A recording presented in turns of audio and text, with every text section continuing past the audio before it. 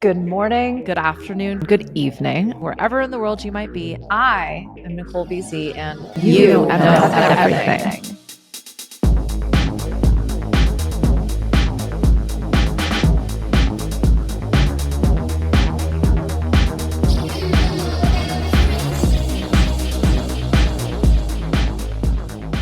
Hello. I am going to walk the walk in this episode because, and I've tackled this one before. I think we're coming up on season 3, over 100 episodes now. Thank you, because I would not be here without you. I'm doing this all for you. So you being here gives me the opportunity to continue to create my way, which is definitely a little bit messy. Let's be real. And it's interesting because so often I get reflected back like, oh, you're so organized and you're so productive. Y'all, if you lifted up under the hood, you would be shocked.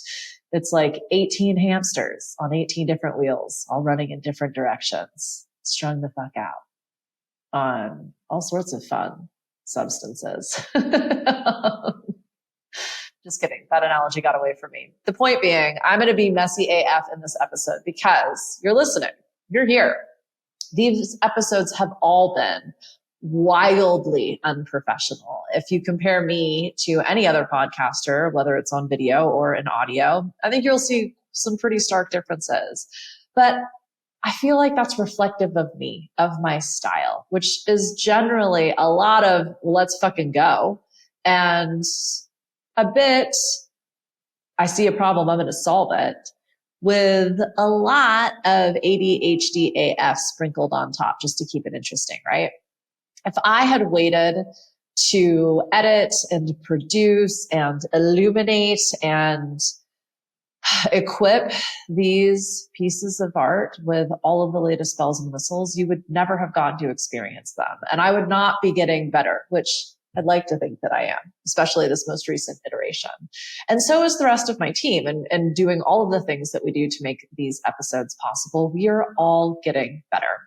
So what I'm going to talk about today, and this is for all the ideas but never take action, the constantly changing my mind and feeling bad about it, the paralysis by analysis, the person who never hits publish, send, or delivers. If you feel like you haven't even stepped into your most creative self and you're not doing your best creative work, so then you're really not even taking the first step, this one is for you. The perfectionist. Oh, I said it. And, I found myself so avoidant of that energy. I was also hitting send and print and publish on things that were so far from perfect, they were actually bad. There is a happy medium, my friend, and that's what we're going to play with today. So let's get really honest and talk about the only reason you haven't succeeded, bought the house, married the partner, committed 100%, or outpaced whomever the fuck it is that you're comparing yourself to. It's complicated, right? No. Nope. It's actually really simple. If I hurt your feelings, yeah, you yelling at me right now, please do me a solid and do yourself a favor and keep listening, because this might just be the episode you need to hear. Or share it with somebody who is now yelling at you. Like, what the fuck? Because you're that someone, my friend. Sorry, not sorry. So by the end of this video, I hope that you understand that you always have a very simple choice of doing or printing or sending or publishing or delivering or giving or whatever it is that brings this thing that's been spinning around in your brain hole out into the ether, into the real world. And knowing that if you are purposefully building, and we'll get into what I mean by that, you cannot fuck it up. Sure, you're going to make mistakes, but will those be definitive game enders, deal breakers? And let me ask you a question, and I want you to ponder this deeply and repeatedly, well beyond this particular episode. What if I guaranteed you success? What would you do next? You may think success is complicated. You may think business is complicated. The project, the piece, the idea demands a level of complexity that feels so much so you don't even get started. But here's the thing. They, the man, the patriarchy, the system, your boss, you, whatever the voices you've got in your head, they want you to think it's complicated because then you externalize your power. You give away your choice. You pay the expert, you keep the job, you continue the polyamorous relationship to everything, and you never really see it through. You never have to blame yourself because it's always their fault, its fault, the fault of something that, again, is external to yourself. If you talk to, or if you imagined having the conversation with anyone that you look up to, and especially those that you compare yourselves to, I can guarantee you as well, they felt like this. So how did they overcome it? How are you going to recognize this obstacle and just simply sidestep and tippy-toe your way around it? My point being is that we are going to share some strategies to send it, ship it, save it, or simply relish it. Because if you're not enjoying the struggle, my friend, how will you enjoy the success? If you're a sadist and you love pain, go hang out with my dad. That's not the experience I'm certainly trying to cultivate.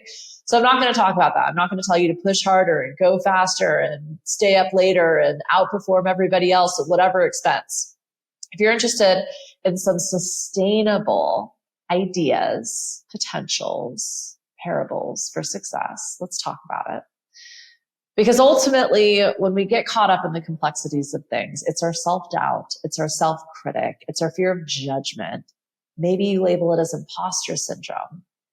Any of these excuses or fears or simple beliefs just keep you from doing the damn thing. What if I also guarantee you will fail? That's okay. We should normalize this, right? Like we should almost expect this.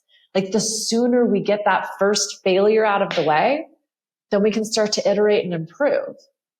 That's how success becomes inevitable, is we simply know this is one small step on a very long, very powerful journey that you're on, my friend. So let me be the first to tell you success is simpler than you expected, and business is too. I was imagining sipping a warm cup of coffee. Maybe I'm sitting with you at a cafe. We're reading our productivity books, our entrepreneurial experiences, sighing wistfully as we imagine building the dream. And these books are hundreds of pages with case studies and personal anecdotes. Some of them even have some research they refer back to that simply overcomplicate the question, what do I need to do next to succeed? And then my question for you becomes, why are you sitting at this lovely cafe reading a dang book? If it's anything other than your scheduled pause and reset and inspirational moment, my friend, put down the book, stop watching the video. Just do the damn thing, right? And I've read all the books. Believe me, they're brilliant. And the authors have been through a bunch. I summarize most of them in the Quantum Business Book Club. But I am very aware that reading is my distraction. Reading is the thing that's keeping me from actually doing whatever it is that I need to do next in order to create my own success and future and dreams. So to get out of the surviving and into the thriving, I think what we need to do, as Simon Sinek famously put, is figure out your why. But here's the thing. So many people are like, I don't know what my purpose is. I don't know what my why is. I don't know why I'm here. I don't know what I really want to do. Overcomplicating it. It doesn't matter what you do. Why are you doing what you're doing in this moment? Why are you watching this? Why are you listening? How does this connect to your greater purpose? And I'm sure you guys have all heard the story of the bricklayers. So this is a parable, if you will, an allegory. It dates back to the 1600s when most of London burnt down, and a supposedly architect, Christopher Wren, was rebuilding the cathedral. And he saw 3 bricklayers on the scaffold, and he asked each of them. One was crouched, one was half standing, the other was standing, very upright, very proud. And they were all working very hard and very fast. And he said, what are you guys doing? And the first bricklayer replied, well, I'm a bricklayer. I work hard laying bricks to feed my family.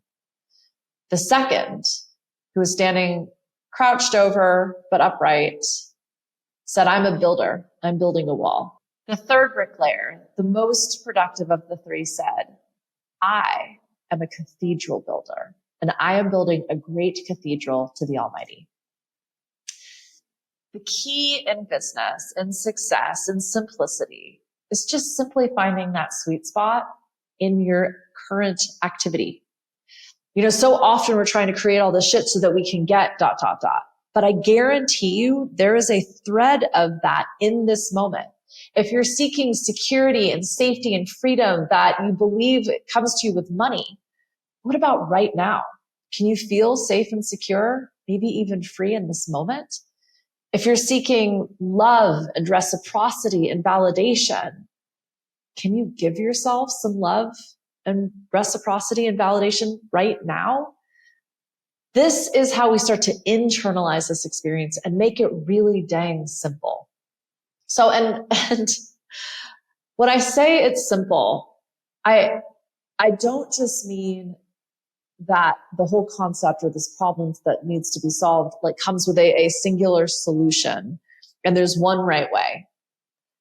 For you, my friend, in this moment there is, but that's going to shift, that's going to change. This is where the complexity kind of starts to lie, to actually layer, right? Like it can be very, very complex because the variables are numerous and unpredictable and uncertain, and our ego just constantly wants to know what's going to happen next and exactly when and how and blah, blah, blah, blah, right? That is where we externalize all of this crap. That's everything that's going on in your monkey mind and your brain hole that is actually distracting you from this moment right now, where you get to be present and you get to find whatever it is that you're actually seeking. Start there and then create.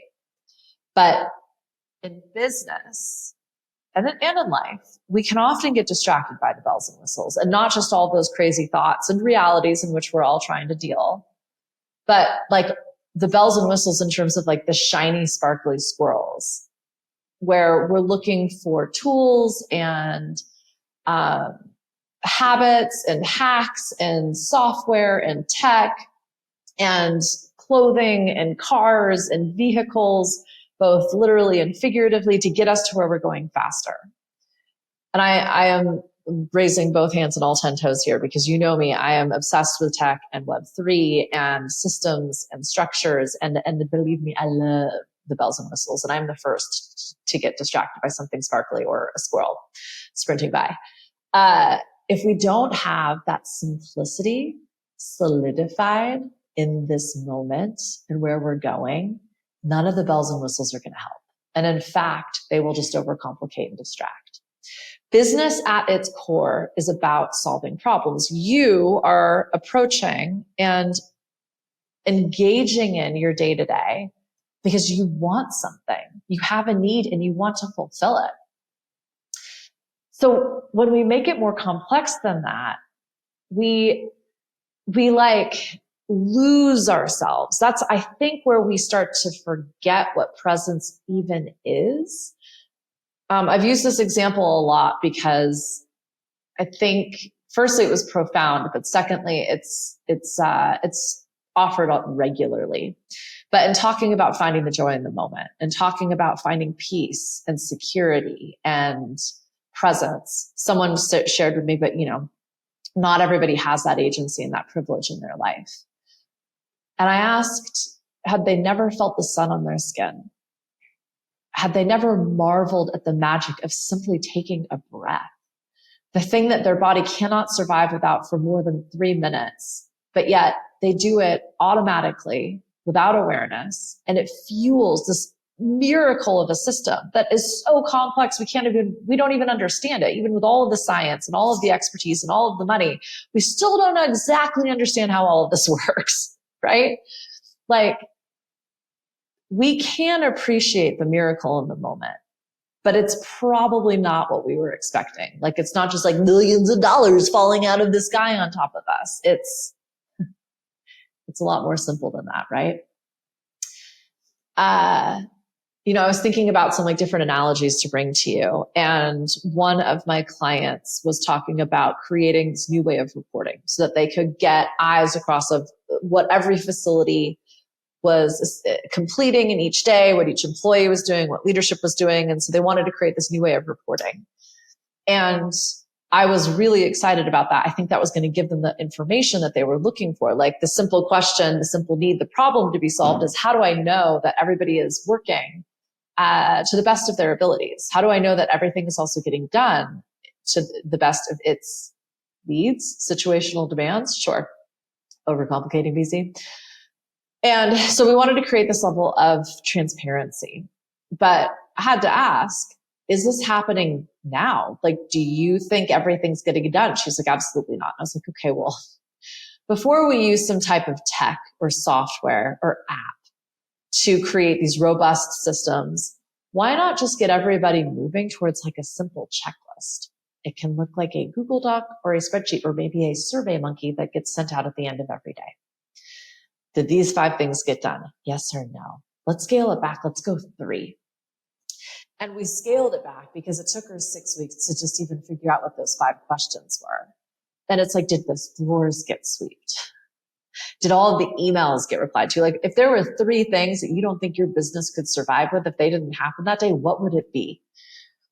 So let's implement that habit, that strategy, that way of thinking and working before we even get to the bells and whistles of the tech. The tech will not solve your problem. It will simply make bringing the solution to many people a little bit more efficient. But then there's going to be its own complexities of teaching people how to use this new system. And so before you get too lost in the weeds, my question is, can you remember where you were going in the first place? Focus on just getting it done before you're automating it and tracking it and compiling it and analyzing it. Like, just get the dang thing done.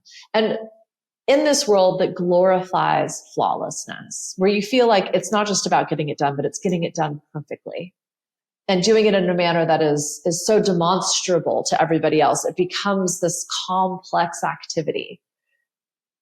Just find the simple, imperfect, beautiful way of getting it done right now. Because there is no such thing as perfection. We know that. We really do. But what's happening when you're analyzing all of the different possibilities, when you're looking at all of the different ways of doing things? Again, when you are continually externalizing what ultimately might just be your way of doing it, which is the best way for you to do it. We're overcomplicating it to make it more challenging, to prove something to ourselves that doesn't even exist. So yeah, get back to just simply the task at hand and enjoying it. And I'm really curious, how does this land for you? I don't think, the reason I wanted to talk about this and bring this angle to it is this doesn't feel like the way everybody else talks about perfection or even imposter syndrome. And I'll point you to another episode where I talk a lot about that. But what I will say is the frequency feels very similar. The energy can feel similar. And the last episode I did I did a recent episode on procrastination. Like, ultimately, there is a feeling we can tune into, and it's going to show up a little bit differently for each person who listens to this. But recognizing there's a reason you're not doing the damn thing. What is it? And then the next question needs to be, am I overcomplicating this? Am I striving for something I know doesn't exist? Perfectionism. Do I feel like I don't deserve this or I don't do it as well as other people? Am I continuing to look outside of myself? That's that paralysis by analysis, imposter syndrome, comparisonitis, right? And what I offer in those moments, and I am, again, all both of my hands and all 10 toes raised, I give myself a moment. You can worry about this shit for the next 15, 20 minutes or during your workout, or you can research this for a week. And then we need to move the fuck on and actually create an action plan and engage. A question that might be useful for you when you find yourself spinning out and overcomplicating and looking for a reason and creating a plan and productivity and metrics and blah, blah, blah, blah, is, am I willing to try? Am I willing to just take one step? I don't have to commit to this for the rest of my life or even the rest of the day. I don't know. I don't even need to know how to do it or what I'm particularly doing. Am I willing to just do one thing? Am I willing to experiment? Am I willing to challenge that narrative that's going on in my head that says I'm not enough or I don't know how or this doesn't feel right or whatever it might be? Not like I realized I just contradicted myself when I said, this doesn't feel right. This is what I mean when I say like tune into this present moment and really figure out how this feels. Because if you're doing something new, AKA challenging, it's not going to feel right. That's different than it feeling dangerous, scary, threatening, etc. Like, am I safe right now? Okay.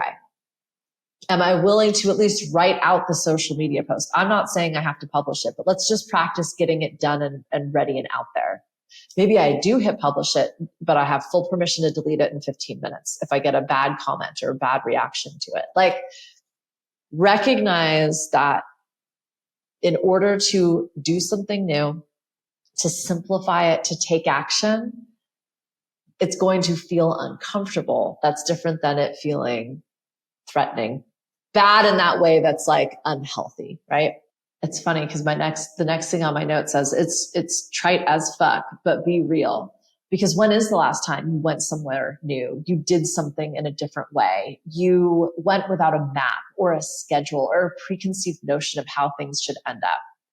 When you allow yourself the freedom to make mistakes, just like I am in this episode, you might not even realize I'm making mistakes, but I am acutely aware of all of them.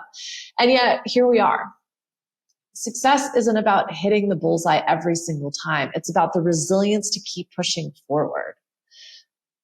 Even when you stumble, like we set a target. If you've worked with me, you've heard me say a million times, we've set a target to see if we hit it. It's not about hitting the target. Did we overshoot it? Did we not even get there? Did we hit like a little bit off center? So do we need to angle it? Like, what can we adjust about the target?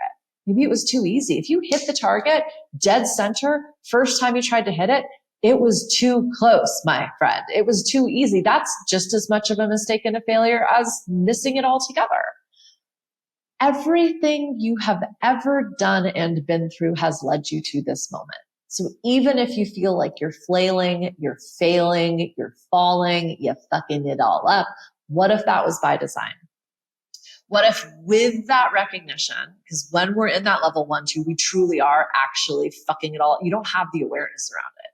You're in straight survival mode. It is fight, flight, freeze, or fawn. There's no like, oh, I wonder if some SaaS solution would be appropriate in this moment. No, like you're like, I need to get this over with and out of here immediately. If you're reflecting on what could I be doing differently, you've got some capacity there, right? You've got some space. And if you were looking to blame yourself or blame something else, I would encourage you to ask, okay, well, instead of blame, shame, regret, resentment, retribution, what if this is exactly what's meant to happen? What if this is always a multiple choice test? And if I only see true, false, right, wrong, good, bad, better, worse, I just need to like flip the page and look at the next question. Just skip this one for the now. And I was thinking about this, like this skip this one for the now idea and this concept of like prolific patience. Yeah, I know I'm obsessed with alliterations, whatever. But really, it's like what you're doing is saying to the universe, I have an idea. I'm going to step it out until I feel like I'm at a dead end.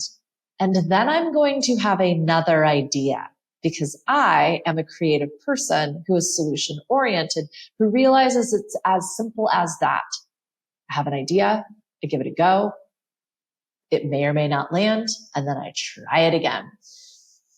You're saying that you're going to have a million ideas and you know they're not all going to land. They're not all going to hit. They're not all going to be amazing. That's not the freaking point. Like I was working with a world-renowned artist in this amazing workshop that they had created.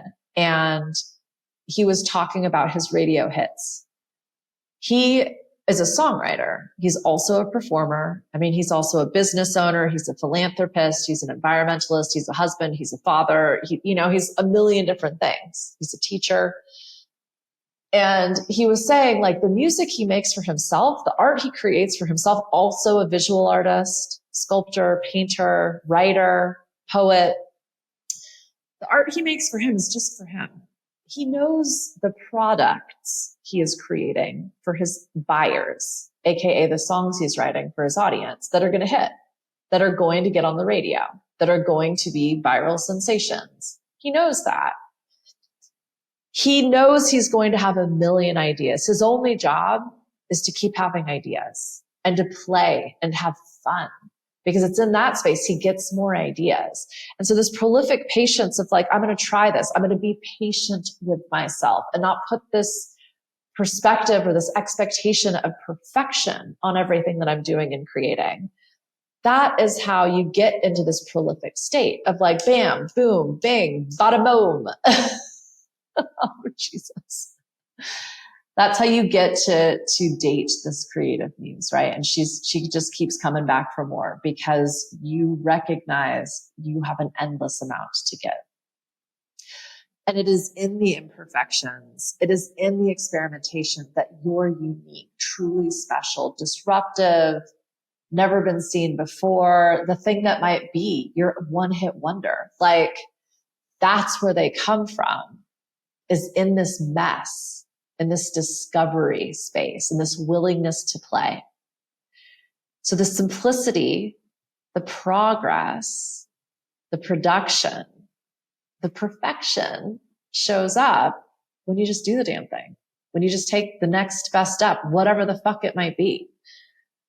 So if you're anything like me, it might not be the perfectionism or the imposter syndrome or I suffered from analysis by paralysis. I don't any longer, because I give myself those limits. But what I've become very acutely aware of is my performative pressure. The way that I might show up for others rather than the way I would authentically show up in my own power, right? Like really knowing, like, am I doing this for me or am I doing this for you? So I made an episode, again, this is an oldie but a goodie, but it was actually one of the most popular episodes that I've done, called Dance Monkey Dance. And it's, again, about the performative nature of our work and absolutely of like our production in terms of what we're producing, our products, our services, our relationships. But maybe it really is just all about imposter syndrome and perfectionism for you. So I encourage you to check out the episode by Amy Cuddy. The episode is by me. The book is in the Quantum Business Book Club is Presence by Amy Cuddy. If you want to, you can also just skip to that particular TED Talk. But I digress. Thank you so much for being here. Oh, you know what to do. Like, comment, share.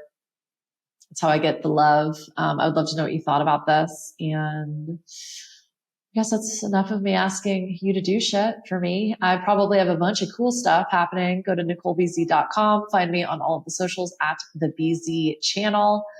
That's all I got.